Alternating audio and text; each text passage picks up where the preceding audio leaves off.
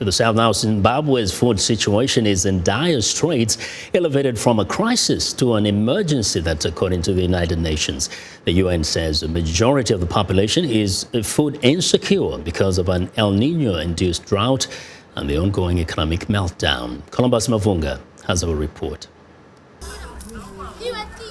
Shibura lives in the impoverished town of Epworth, less than an hour drive southeast of Harare.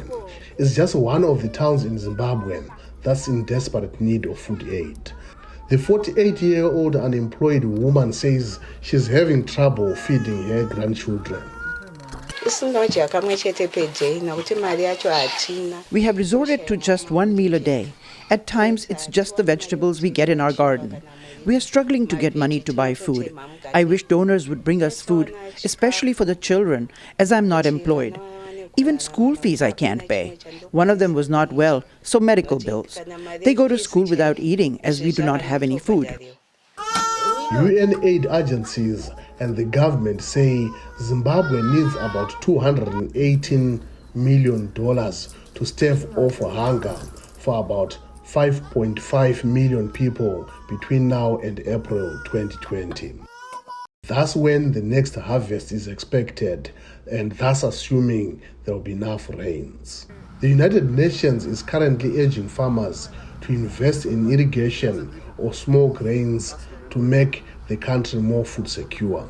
The ongoing drought has devastated crops, especially corn, which is used to make the staple food sadzam, a thick porridge that is served with relish. In addition, Cyclone Idai in March destroyed many crops a few weeks before harvest time. Unfortunately, we're moving from crisis to emergency, which is pretty serious. Also, the economic challenges facing the country. People have lost their income. The situation is really precarious.